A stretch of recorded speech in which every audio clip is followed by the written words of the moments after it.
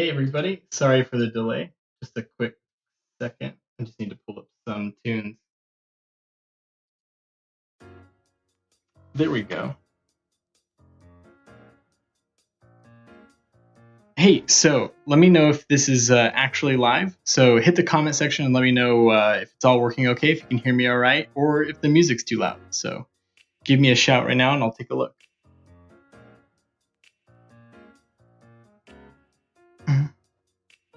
I hope you can hear the music because I'm into this.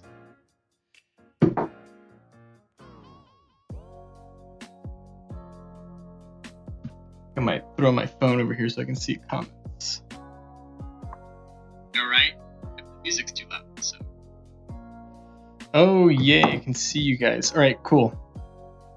All right, so I'm gonna give it a few minutes just for a few more people to show up. I'm gonna go ahead and start prepping stuff. So today I'm making a painkiller. So really, it's an old school tiki drink. It's technically wasn't even from the Polynesian Islands. It's actually from the Caribbean, the Virgin Islands, in fact. And it's not even that old of an old school tiki drink. It's only from the 70s.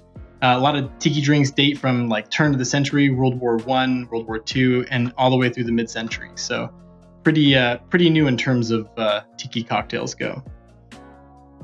All right, see about moving this over, get a little more room. All right, so I think we've got a few people in. Hit the comment section and let me know when you guys are ready.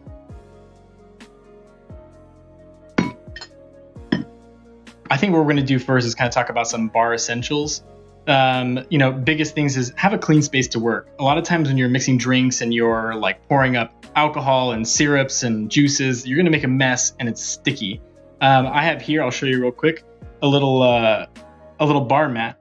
This thing's really great. It's like what you see in most bars. It's little tiny ribs of rubber that help keep everything lifted up so that water and juice and all that can pull down here. So you don't have to have one of these, but if nothing else, put down a towel. Just be prepared because cocktail making is a little messy. Other things you might want, a lot of times you want a shaker. It's really important, especially in tiki cocktails, to have a shaker because you want to be able to like kind of let the juices effervesce to kind of like express themselves. A lot of juices need to be shaken to kind of balance out and round out with the sugars and all the other kind of ingredients that you're going to have in your cocktails. So today's painkiller, it's super simple. It's actually, like I said, not a super old drink, and it's pretty common. It's one of a few cocktails that are sort of like marketed by the actual spirit company themselves. In this case, it's Pleaures Navy Strength Rum. Comes in different forms. This is my favorite, the 15-year, but you can also get the standard Pleaures right here. Now, the thing about Pleaures is it's called Navy Strength, and not a lot of people know what that means. Sometimes it's also called Navy Proof, or it's also called gunpowder rum.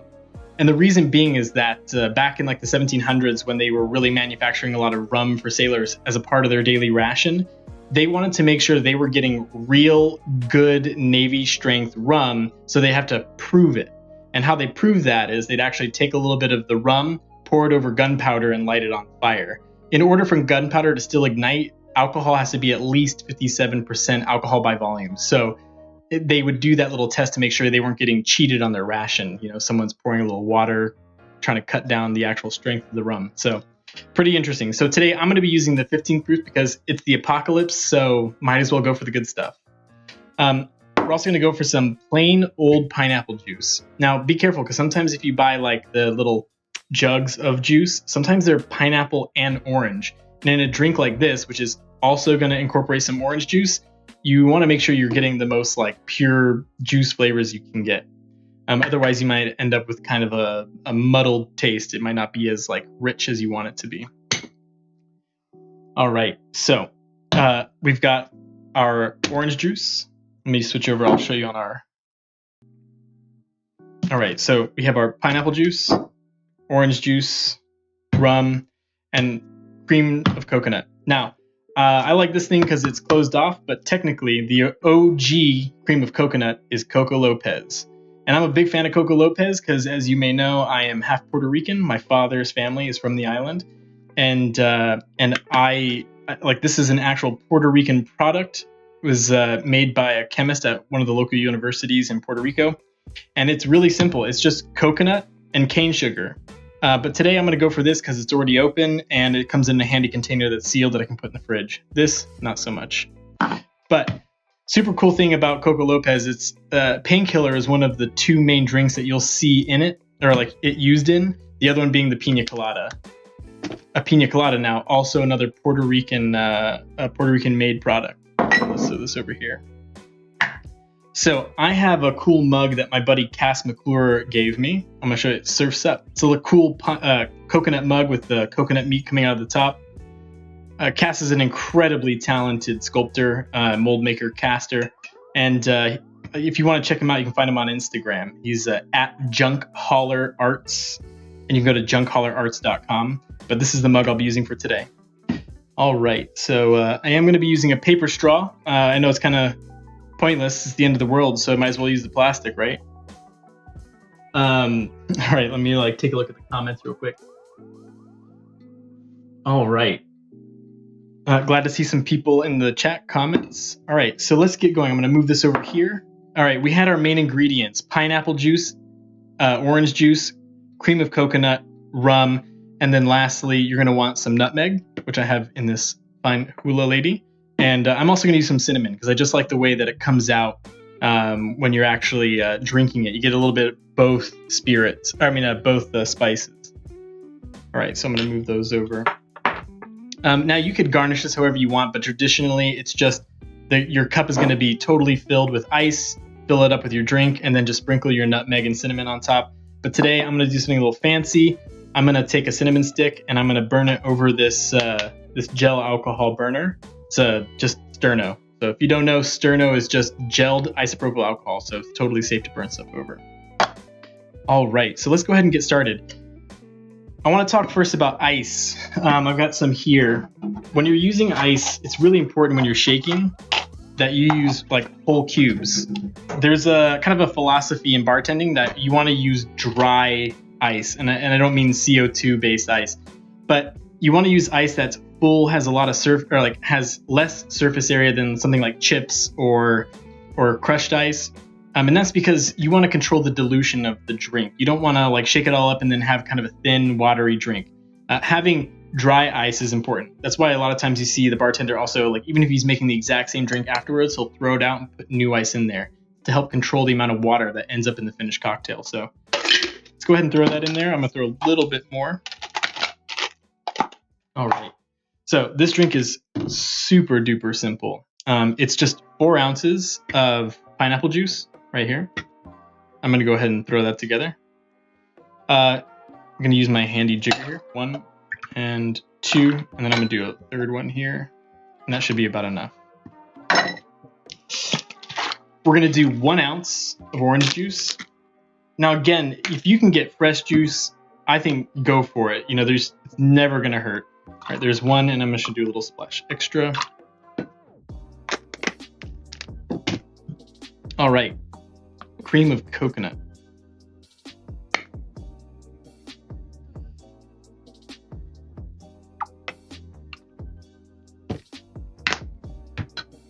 I'm going to switch over to show you what I'm doing over here. All right.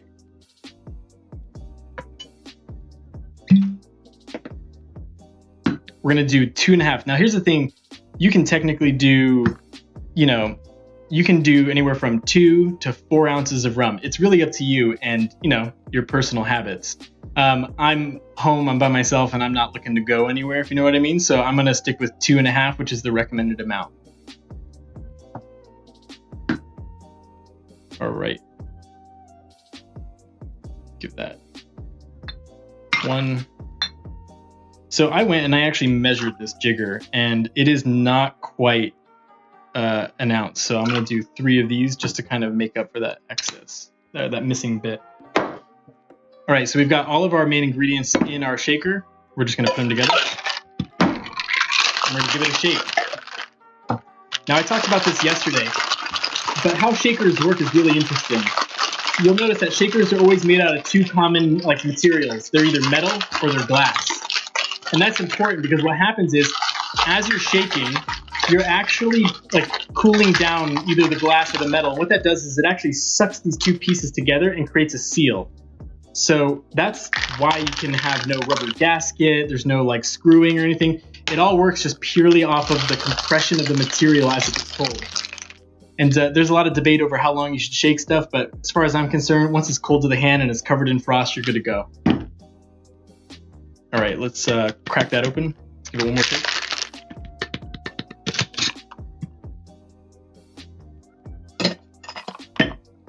All right, so that's ready. Now we're gonna use, I mean, you don't need any of this equipment. You could just make it like work however works best for you. If you don't have a whole bar set up, just figure it out. Just find something to shake it up in. And if not, just stir it. It's fine. I mean, at the end of the day, this is all about enjoying a beverage. It's not it doesn't need to be an elitist craft. I know some people might tell you otherwise.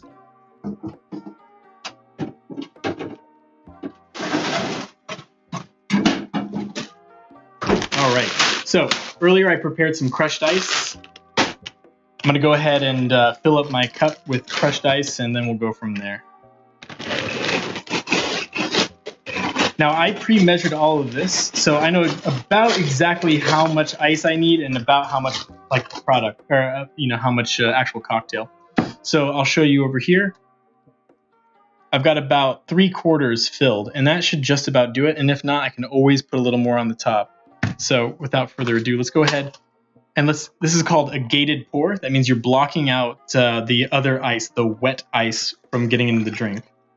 Oh, come on, let's do it. Oh, almost right to the top. All right. Let's go ahead and grab a little more ice and just top that off. Now, here's the thing. It's like, if you're going to go all out and get a mug and shake it up like this, you might as well make it pretty.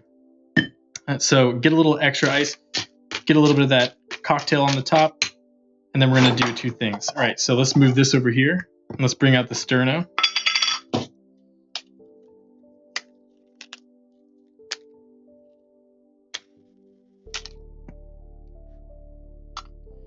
We're just going to leave this right here. We're going to kind of balance it and start letting that char.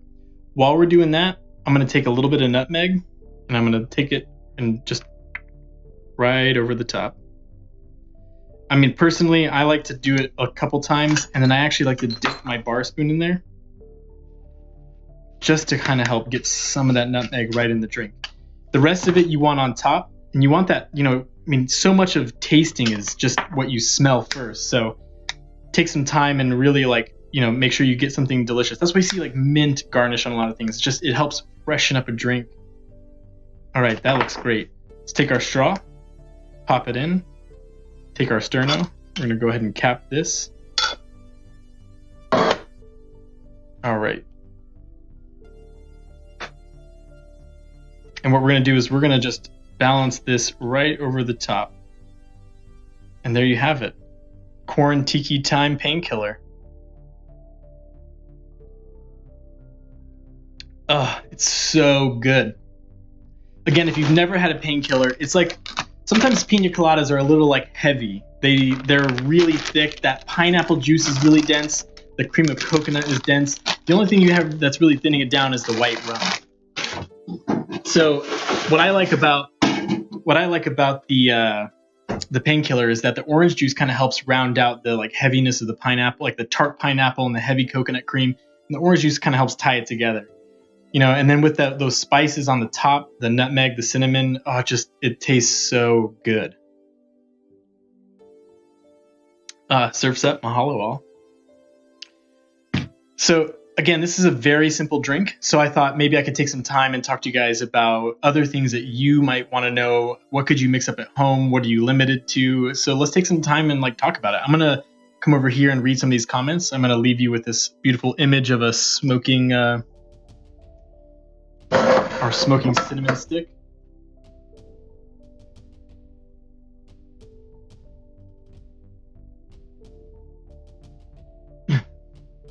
All right, no questions. I like that. It's a simple crowd. I see you over there, Nabil. How are you doing? So good. Now, look, if you don't want to Pussers, you could try adding something a little extra. Again, the only reason Pussers rum is like the one people want to use is because it's the one they tell you to use. But that's the fun part. You could really spice it up with maybe a few other different types of rum. I got a couple here. Let's talk about what I have.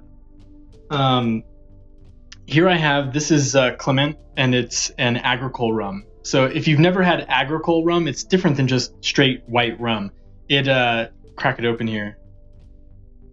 It has an almost tequila-like smell. It's rum that's very fresh in the fermentation process in terms of like, it's not aged in whiskey barrels, or bourbon barrels.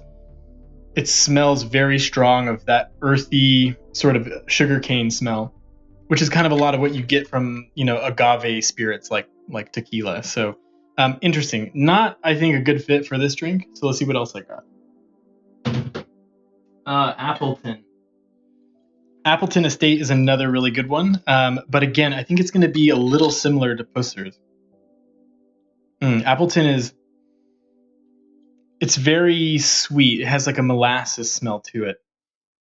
And again, let's compare that to the Pussers. Let's pull the one I actually used. So the Pussers smells way more alcohol forward, whereas the Appleton Estate, it's a little more sweetness forward. I think if you were going to make a painkiller, you might not want something so sweet. So if not sweet, maybe we could throw some funkiness. Now, I don't know if you're familiar, but different rums have something called a dunder. It's this, whenever a rum is made in a Jamaican pot still in the open air, it gathers wild yeast and all sorts of interesting, like, local only microbes that add a flavor to the overall fermentation process. And it's a very, very unique smell. I for one, love it, but I think it's definitely something that's per person. I think it makes a really good ingredient. I think it's one of those things that it's best not to tell people you're putting it in there. Don't let them smell it. Throw it in there and like, what is this? It's amazing. If you just let them smell it, they're gonna think about it too much when you put it in the drink.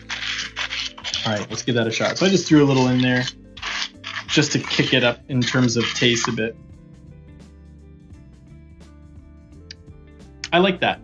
That funkiness is kind of like also helping play against the sweetness. All right, let's check the comments real quick.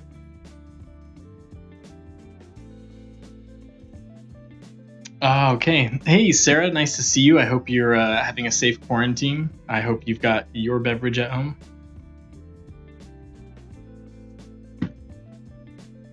Let me pull up a chair real quick. So, cool thing, there's another drink that's actually like famously marketed by its own company, and that's the Dark and Stormy. The Dark and Stormy was actually made or invented by Gosling's Rum, and they partnered with a separate company who made the ginger beer, but they actually created the drink and kind of put it out there as a recipe. I don't remember exactly what the time was, but what the date was and they did that, but probably mid-century to late 70s at the latest. But apparently what happened was the ginger beer company and Gosling's had a falling out. So Gosling's actually went into business for themselves to produce ginger beer. So that's why when you go to the store now, you can buy Gosling's brand ginger beer. So they own the rum, they own the ginger beer. All you have to do is add the ice and the lime. That's it. So pretty smart. And I think there's also rumors that that's how the Moscow Mule was born, just out of a desire to get rid of more vodka. It wasn't a very popular spirit in the mid-century, so marketing companies were looking for ways to create a drink that people would want to consume that incorporated more vodka. And if you've ever made a Dark and Stormy and you've made a Moscow Mule, they're almost exactly the same, save for the spirit. One's rum, the other one is vodka. Which is funny, whenever you go to a bar and you order, they'll have like the rum mule. Like, that's just a Dark and Stormy. It's kind of funny. It's like going to Starbucks and ordering a no foam latte or a no foam cappuccino. It's like, what are you doing? There's a name for that. So I don't have a lot of structure for this this tiki time, our little cocktail hour. I'd really love some more feedback on what is it that you guys would like to see. Are there specific cocktails you want me to make? I can try experimenting. I did see a couple people said that I should make a Quaran-Tiki, and I don't know if there's already a recipe out there, but I could totally take a shot at just making what I think would make for a good quarantine martini. And maybe I could even tiki it up a bit. So, what do you think? What would be some like good ingredients to throw into a Quaran-Tiki teeny?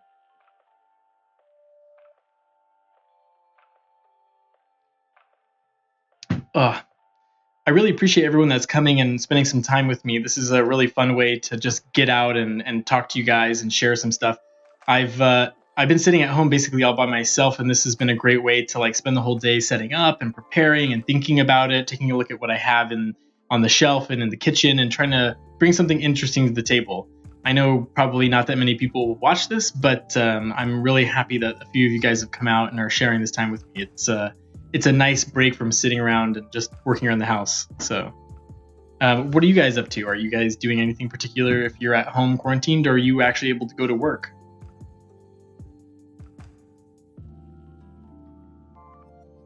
All right, let's start taking a look. So what I might do now is I think I might do another cocktail. So let's see what I got. I'm going to keep sipping on this. And we're going to move those over here. Let's tidy up a bit. I'm going to move over my juices. I'm going to throw these rums back. All right. My other pussers here. I'm trying to think about what would be a really good drink to kind of go after a painkiller. Again, painkiller is creamy, it's sweet, and honestly, I didn't make mine very rum forward. So maybe I can make something that's a little more simple. In fact, I think if nothing else, maybe a lot of you guys are stuck at home and all you have is lime juice, rum, and maybe a few other ingredients. So maybe I'll try to come up with something that I could just scrape together from what I got laying around.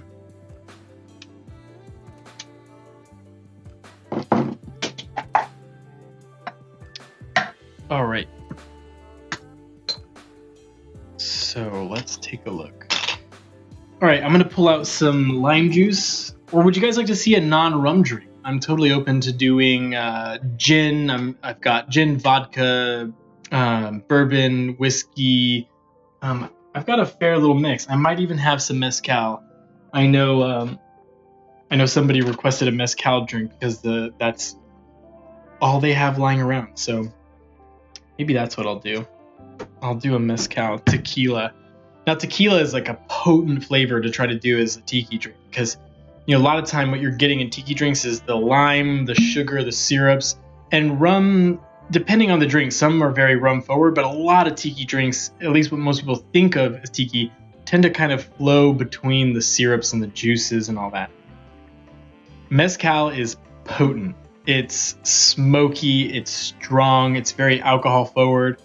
So let's see what we can do to make a fun, maybe tiki-inspired drink with mezcal that isn't super imbalanced. All right, let's see what we can do.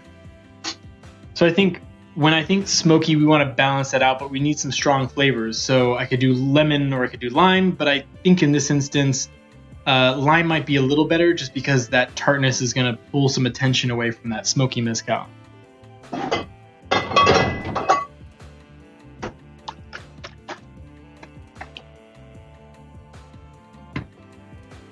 All right, so we pulled out some lime juice. Let's go ahead and switch over our view. Just some old lime juice. Here's our mezcal. And, we could potentially do another orange-based drink, but I'd go real light on the orange just to keep it from going crazy. What else do I have? I have some grenadine. That could be super interesting. At that point, we're talking like tequila sunrise right here, but maybe we could do a twist on that. That's not so obvious. Let's see, Aperol. Oh, that seems like a terrible idea, but let's give it a smell. I don't know. Maybe it could be great. I like this idea. Let's experiment. We're going to try a little Aperol and a little bit of mezcal. So what I'll do is, for those of you who just might have tequila or mezcal, I'm going to start with this one, And then after I've made it and I see what it tastes like, I'll drop in some Aperol and see what we think from there. So let's go ahead and start lining these up so you can see more lime juice, Tropicana, maybe over here we can put that one, and then some Aperol. So here's the thing. We've got a spirit. We've got 2 juices. I think we're gonna rely mostly on the lime juice. And then we've got a little bit of orange. That orange is just gonna help maybe balance out the lime juice, add a little bit of a smooth flavor. This could add, we don't really have any super sweet stuff, so the grenadine can act as our sweetener. Another thing I do have is you could do just simple syrup, but in this instance, I might actually go for what I used in yesterday's tiki hour, which is gom syrup. So gom syrup is thicker, has more body, but I don't know, maybe I don't have much left, so maybe I should hold on to that for my last drink. Let's talk about some other tiki-inspired flavors then. Maybe falernum. Now, falernum is actually a liqueur, so we only have 1 spirit right now, so adding a liqueur would not be the worst thing. I know we might add this Aperol, but falernum is an almond-based liqueur. It's sweeter. Let's give it a smell. Yeah, could be. So what I think we're gonna do is I'm gonna add 1 ingredient at a time, and I'm just gonna smell as I go. So what I like to do is just, as I pour stuff into the shaker, I'm gonna give it a smell, and that's gonna be a first indicator of if it's gonna be good or not, because sometimes what happens is when you start adding and experimenting, and especially when things get out of ratio, they kind of brown out, you know? And in terms of like painting and artistry, when too many colors that are contrasting get together, they go brown. So the same thing happens when you're mixing flavors. You want to treat them like color. You're painting with a liquid brush. So as you go, you want to make sure that you're not losing track of the different smells, and you're creating something that's unique and interesting, and not just going to some sort of amorphous, unclear, beverage. All right, so I think we have enough. Let me see what else I got. We have pineapple juice if we wanted to throw that in there. I think this is good. I think we're gonna stop here and let's start shaking some stuff up. All right, so I'm gonna move all this stuff out of the way. Again, if you didn't see it, this is what we're gonna try experimenting with. Ignore the Coco Lopez. He will not be joining. And I think what I'm gonna do is I'm gonna do a lime float with on fire. So I don't actually have everything I need to make it on fire, but that's the whole point of the show. It's Quaran-Tiki time. We're just gonna try to fake it till we make it. All right, so let's start moving some of this out of the way. All right, and we'll start with our liquor, and we'll start with our lime. So there's some pretty standard ratios. Let me just make sure my bucket's in place, my water is going. Move my book out of the way. All right, so we're gonna go ahead and dump out what we have in our shaker. So I just bought this place a year ago, and I haven't had time or really like the desire to actually do it, but I'm not actually running off of an actual plumbed line system here. I'm running off of a closed circuit water tank with a pump that dumps into a waste bucket. It's a really fairly inexpensive way. When it comes to having to drill down to the floor and then run piping, it's so expensive. This was I think it cost me maybe $200-300 to put it in this whole system, and I built the bar myself. I did the tiling, and I think my brother helped me with a couple things when I was putting on bamboo trim.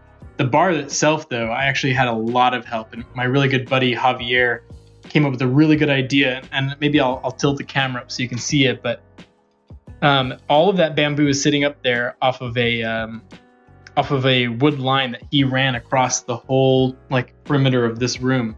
In my old setup at my house previously, it was an actual bamboo hut that was lashed together, and it was crazy. So this is way more manageable, and I'm able to tie stuff off a lot easier. So yeah, pretty cool. These little tricks like doing that and doing this little closed circuit water system, they really help just do fun things on a low cost budget. All right. Ooh, a fog cutter, says Nabil. Yeah, I could totally make a fog cutter. Maybe I'll do that tomorrow. Fog cutter has a few more ingredients. I'll have to see if I have everything. Let's go ahead and rinse this.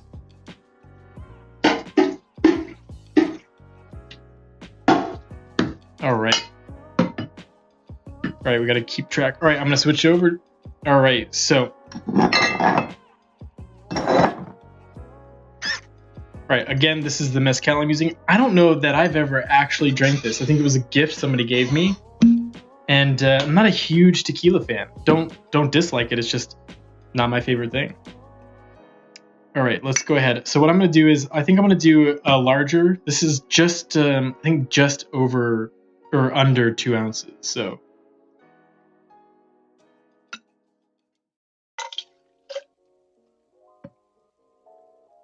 What I'm going to do is I'm going to do just shy. So we'll do a little under 3 ounces in this one. All right. Let's go ahead and give that a quick smell. Okay. I like it. It's not the craziest, smokiest mezcal. I have some of them that like they taste like a burning ship in your mouth. It's crazy. It's just like a log fire. All right. So let's take a look.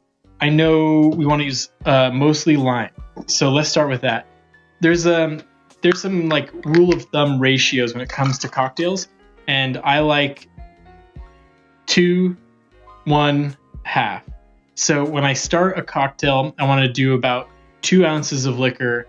I want to do 1 ounce of a juice, and then I want to do about a ½ ounce of something sweet. Once I have that and I kind of see where I'm at, then I'll start building the ratio up from there. Little more spirit, little more juice, other flavors, but 2, 1, and half. So that's what I like to do when it comes to like starting an experiment. All right, so let's give us 1 ounce there. Perfect. Move that over there. All right, so like I said, we're gonna do a twist on a tequila sunrise. So let's take this grenadine, and this is by no means good grenadine. This is like the worst of the like regular liquor store grenadine, but it'll do the trick. When you've got this many flavors going on, you know, it's not really necessary to have like handcrafted pomegranate juice. So don't be too concerned. When you're making simpler cocktails with fewer ingredients, that's where I feel like you really should focus on getting high quality stuff. Right, so we're gonna do about a ½ ounce of this, and we're just gonna give that a smell. So before I shake it, what I'm going to do is I'm just going to take my bar spoon. I'm going to rinse this off a bit. Make sure there's no more essence of coconut still on there.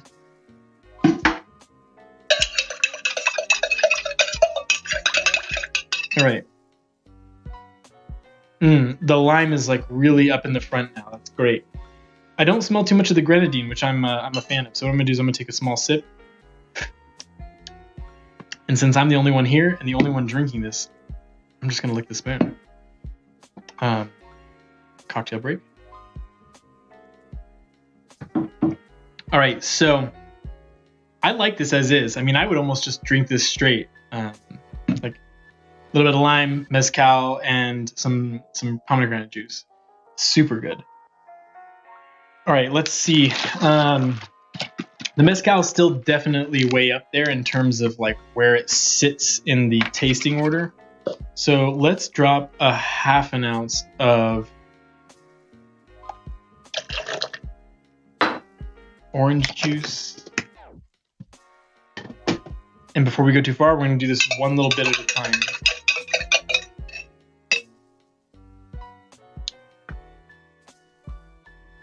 It's okay. It definitely doesn't need more.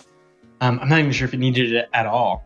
Like, I'm not sure if I even like it. I think I liked it more before. But let's keep going. Let's throw a little more sweet. This is going to add a different flavor to the mix. We'll see what we think about that. You know, maybe instead of orange juice, I should have done pineapple. That might have like played more with the tartness of the lime, and then I could add more sweet just to help balance that out.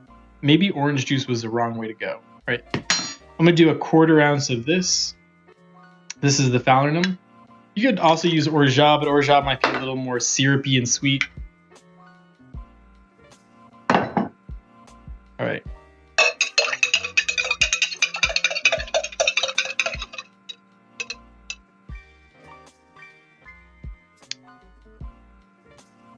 It's not bad. It definitely is better with the Falernum. In fact, I think maybe it needs a little more.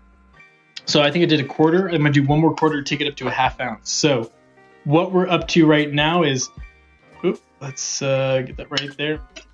We're up to a ½ ounce of Falernum, a ½ ounce of grenadine, a 1 ounce of lime juice, ½ ounce of orange juice, and about 2.5 ounces, or 2 to 2.5 ounces of mezcal.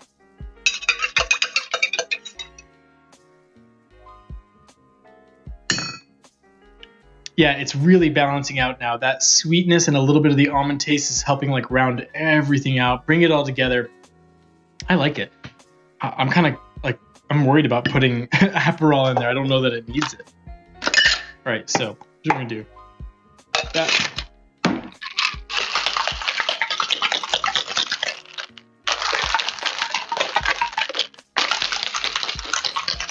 Ooh, you know what might be good in this? Ooh, let's take a break real quick and let's throw one more ingredient in. Angostura bitters. So we're just gonna do 2 dashes, 2 dashes of Angostura bitters. I think that's gonna help kind of finish it out. We'll see if that Aperol is gonna be any good. This is like tasting pretty good as it is. And here's the thing about cocktail tasting. As you can see, I haven't really touched a ton of this. I'm trying to, be a responsible bartender. But, as you taste alcohol, if you drink a full drink and then try to experiment, you're going to end up losing sight of the more like intricacies of like the cocktail you're experimenting on. So always recommend, if you're going to make cocktails and try to play with recipes for a party, or if you own a bar, or just for yourself, have someone else to, hopefully you're quarantined with a partner of yours or with your family, but, let them try it and avoid drinking too much, because you might actually lose track of your ability to really hone in on the flavors. So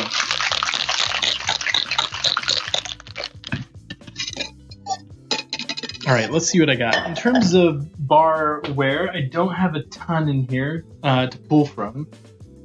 A lot of these are show. That one's cracked. This is cool. If you've ever been to Trader Sam's, this is a pretty classic mug there. But unfortunately, mine broke on the shipment home. So, all right, let's see how this tastes, and then I'll grab a drinking vessel. Oh my gosh! I'm telling you, that Angostura bitters like brought everything together. This is great. Okay, drinking vessel. Here's what I'm gonna do. I hate to have dead air time, so what I'm gonna do is I'm gonna leave you guys with a quick little shot of this candle to stare at, because everybody likes looking at fire.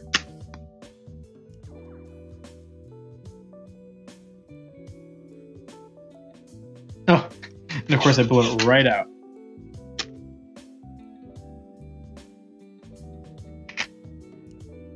All right, let's see, pull it back. All right, enjoy that for about 10 seconds.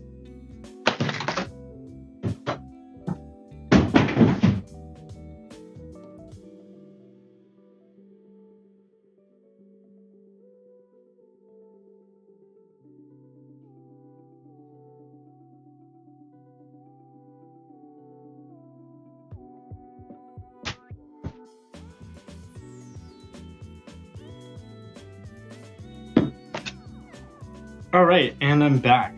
So I've got this really cool mug. I'm going to show it to you on the main cam. This was actually the first mug I ever bought. It's from an artist named Quaran-Tiki. I've never met him. I don't know about him. I can't find him on the internet. But I bought this at Creature Feature, a cool monster shop in downtown Burbank off of Magnolia in LA. Like, it's super cool. I bought 2 pieces of his, and they were the first things I ever got when I got into Tiki, maybe 2016, 17-ish. Good buddy of mine, I was working on Black Panther, and my buddy Ken Diaz took me to Trader Vic's, and I was just blown away. And ever since then, I started the Atlanta Tiki Revival Society. I became friends with a lot of people who build their own mugs, who have their own companies, people like Jonathan Chafin. people like Cass McClure, and I've started to build this community of people who really just care about something fun and exciting. I just love it. But anyways, I just figured this is a great mug. It's kind of my first official live stream for Quaran-Tiki time. I thought it's a good time to pull this one out. So let's pull some ice out.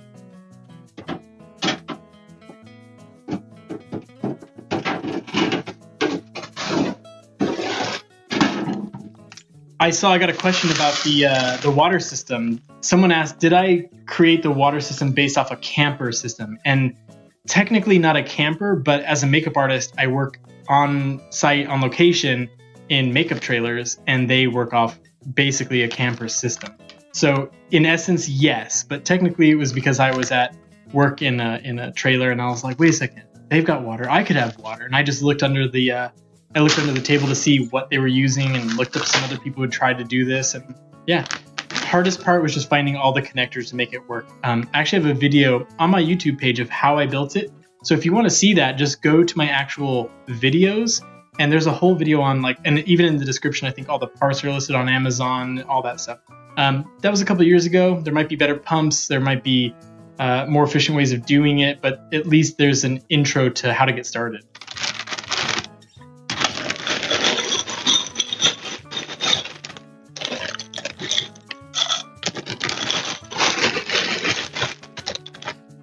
All right, crushed ice, switch over.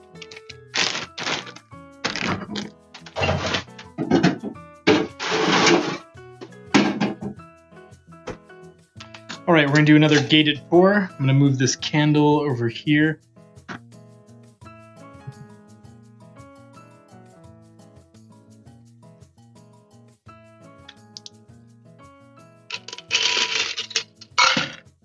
All right, we're gonna take another straw. I think this one should be orange. What about you guys? Oh, it needs more drink in there. It's not quite enough. All right, so I said I was gonna do a lime float. Let's do that real quick. Oh, let's give this a taste. Oh, so good. All right, so let's leave that right there. So what I like to do is when I take my lime, I like to actually take it, and I won't do it on this because it won't work, but I like to roll my lime just to kind of help free up the juices. Sometimes these things are a little older. When you get them from the store, you don't always know. So roll it on a hard surface and really start help breaking up those different, all those little tiny cells filled with juice inside of the lime. So I'm gonna go ahead and cut this real quick.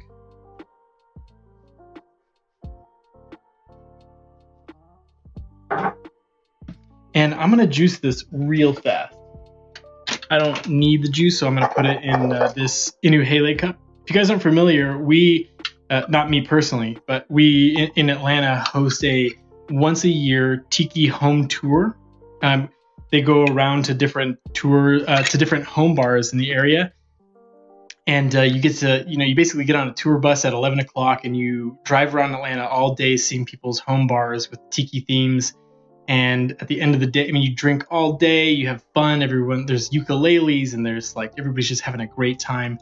And then we also have a whole tiki weekend. The whole thing's put on by the owner of Horror and Clay, Jonathan Chafin. I swear, I hope I'm saying his last name right. But yeah, it's a really, really incredible time. So if you guys haven't been before, you should definitely check it out.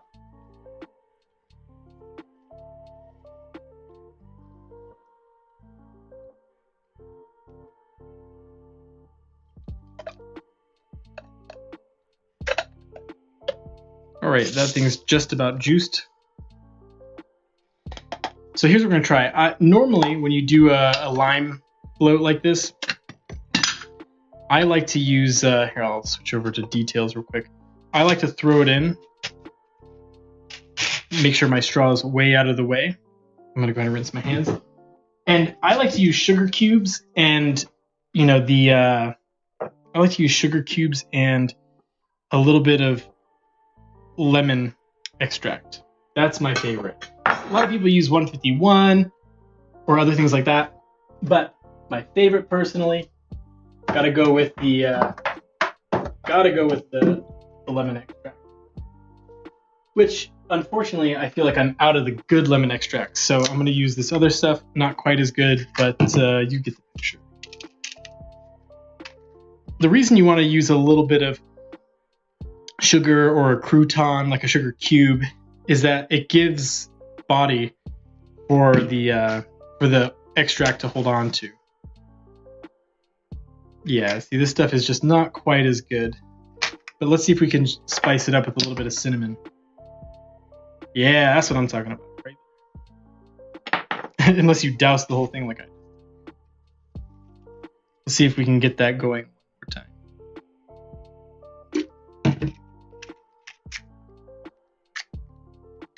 Be a little more responsible with the amount of cinnamon that we're doing on there. Let's switch over to our main camera. See if you can see that. No, I think I like it better over here. Let's go back one more time.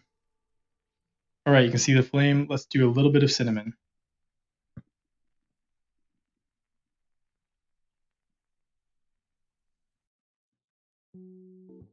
Cool.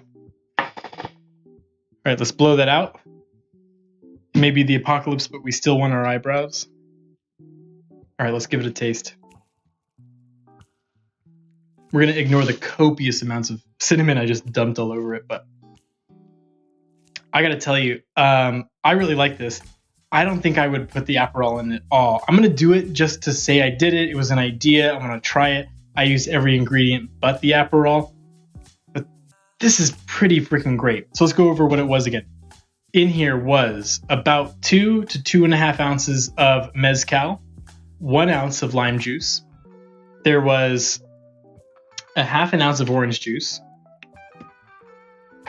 a half an ounce of falernum, and a half an ounce, or was it a quarter or a half an ounce of grenadine?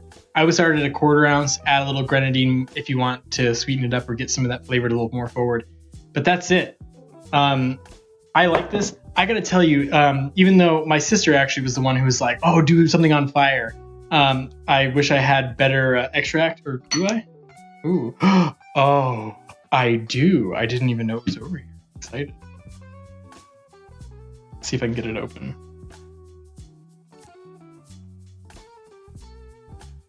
Ah, there we go. See if you can tell the difference. Here, let me put a new piece of sugar in there. I'm using dried up bits of brown sugar because I figured that's better than just nothing. All right, we're gonna do one more. I just feel like, here, let's switch over to our detail mode. Get our drink and shot. Oh yeah, that's what I'm talking about. I'm telling you, don't buy cheap lemon extract. You're gonna see some bottle on there. It's like 8 ounces for $10. You're gonna be like, why would I buy that other stuff? It's so expensive. Because this stuff works. Let's try a little more. Yeah, that's what I'm talking about. A little bit of some fireworks. Oh, good lemon extract, man. It's the best. So again, prefer this way, way more over using something like 151. Switch to the wrong screen. Oh, yeah, you can see that on camera. The other stuff was so piddly. This stuff will burn your face. This is what I'm talking about. Right, I'm going to let that sizzle off a little longer. I'm going to try it. Again, I really love the color and stuff, but I really feel like because of the flavors, I just feel like mint is the right way to go. And there's no reason you couldn't, if you had a bigger vessel with a wider opening, you could do a little mint, a little bit of the lime float with the fire. But I definitely feel like the smell of the mint is going to be way more important than the show of the fire in terms of this drink in particular. So, right, let's give that a blowout. And even just the smell of the cinnamon is good. Again, I feel like burning cinnamon smells great. Maybe not the right garnish for this drink, but still just super good. Not bad for just made up. Again, and that's what I'm talking. If you just follow the ratio, like 2, 1/2, you're not going to go wrong in terms of having somewhere to go, because at that low of a ratio, you've got room to add or play without adding too much alcohol or too much juice or taking it in a direction you can't salvage. All right, I said I was going to do one more thing. I'm going to try adding a tiny bit of Aperol to this, and let's see what happens. All right, so just real quick, let's talk smell, taste. The mezcal's still very forward, but it's really rounded out with the lime and the syrups that we put in. And if I put this Aperol in, it's going to add a little more alcohol forward taste to the actual drink, but it does have that sweet, almost fruity smell to it, so it might work. I mean, we'll give it a shot. Who knows? It could be even better than we started, but let's take that out. And let's switch over to our detail camera. Move that out of the way. All right, so I don't think this really would need much. And again, we didn't put too much alcohol in there in the beginning, so let's just do about 3/4 of an ounce, because I think that's going to be the required amount in order to get anything of value out of adding. Again, we may come to regret it, but this is a pretty good drink. I'll be sad if I ruined it now. We'll throw our lime wedge back on there just for good measure. Honestly, it's good. It doesn't taste bad. I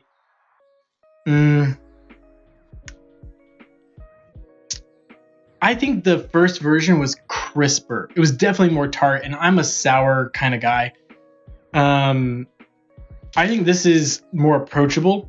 Like, I feel like a lot of people in my life who aren't big cocktail enthusiasts would actually really like this version with the Aperol, because it's a little more subtle. It's not quite as punchy with the mezcal, but the flavor of the Aperol really didn't like take away from like the actual drink itself. I think I liked the punchiness of the first version, but this is still really good. Like, I'm pretty happy. It's got dimension. It kind of transforms as you drink it. Yeah, I think it's great. Let me know. Again, this was an idea. Someone sent me a request. They said all they had in the house was mezcal. So I tried to think of something I could make because I had a little bit as well. Let me know. Do you have something that you're limited on? Do you only have vodka? Do you only have gin? Like, I'll try to make something up, and I'll be creative. I'm doing my best to try to just include ingredients that I think people might have, and maybe like make it more interesting once I've done the first version. So let me know in the comments. I'd love to see what you guys actually think in terms of what you might have and what I could do with that. So let's go over here real quick.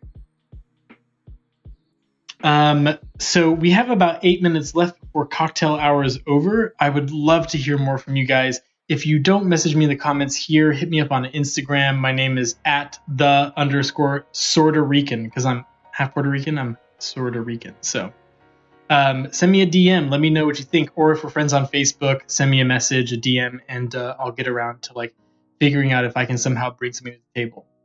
Going to be doing this again same time tomorrow, 6 p.m. till 7. If we get done early and people are just out and about, maybe we'll cut it earlier. But as far as I'm concerned, I'm going to try my best to do the whole hour with you guys. It means a lot to spend this time with you. I really appreciate it. I can't emphasize enough that it's like I'm concerned about leaving. I don't really want to like risk getting anyone sick. I don't want to risk getting sick myself either. So I'm kind of here by myself, trying to be really safe and really conscious. This time that you guys are spending with me, interacting via the comments, sending me messages, that really helps me feel like, one, I'm doing something that you guys are enjoying, and two, it makes me feel like I'm connecting with friends and with people that share interests with. So I really wanted to say thank you so much for coming and joining me tonight, and I really look forward to hearing your feedback. I'm open to criticism. I'm open to ideas and brainstorming. So just hit up my DM. I'm looking forward to it. So until then, I'm going to drink these. I don't know which one I like. They're really good, and they go really well, like one after the other. Sweet and creamy, nice and light. Love it.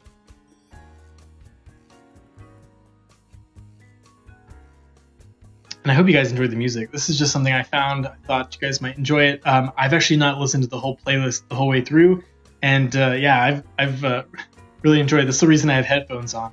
I didn't feel like standing here in silence. I wanted to like listen to the music with you guys. Is it loud enough? Do you want it higher, lower? Let me know.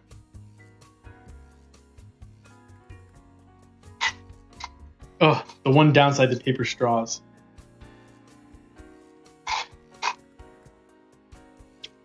All right. So with just a few minutes left, I thought maybe I could show you a few of the things that I keep around in the bar at all times, because there's this concept called bar ketchup. And it's like, do you have a burger that's too dry? Add a little ketchup. Do you have fries that aren't seasoned? Add a little ketchup. So there's a similar concept in bartending. You always want to have some bar ketchup. Sometimes that stuff like Angostura bitters is a great bar ketchup. For me, in terms of tiki, one of my favorite things is pimento dram. It's also called pimento dram, or it's also called, oh gosh, I'm going to totally forget. Someone in the comments, quick, help me. I'm going to try to jog my memory.